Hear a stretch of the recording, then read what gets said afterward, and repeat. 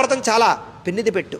ఎవరైతే సప్త శనివారాల వ్రతం మానకుండా 7 వారాలు కంటిన్యూగా చేస్తారో ఆ స్వామివారి అనుగ్రహంతో వాళ్ళందరి సమస్త కోరికలు నెరవేరడమే కాకుండా చాలా తక్కువ కాలంలోనే వాళ్ళ కోరికలు నెరవేరుతాయి.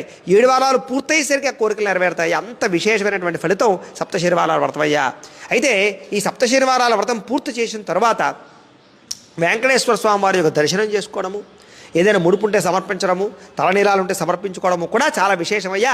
అది వీలుని బట్టి ఆచరించవచ్చు, వాళ్ళ భక్తిని బట్టి అని చెప్పేసి సప్తశనివారాల వ్రతం ఎలా చేయాలో దానివల్ల వచ్చే ఫలితం ఏమిటో శాస్త్రోక్తంగా వివరంగా శౌనకాది మహామనందరికీ సూతుల వారు తెలియజేశారు. కాబట్టి మనం కూడా విన్నాం. కాబట్టి సప్తశనివారాల వ్రతం చాలా విశేషము, చాలా అందరూ కూడా ఆచరించవచ్చు.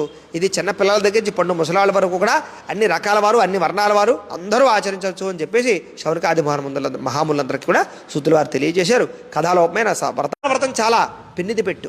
ఎవరైతే సప్త శనివారాల వ్రతం మానకుండా 7 వారాలు కంటిన్యూగా చేస్తారో ఆ స్వామివారి అనుగ్రహంతో వాళ్ళందరూ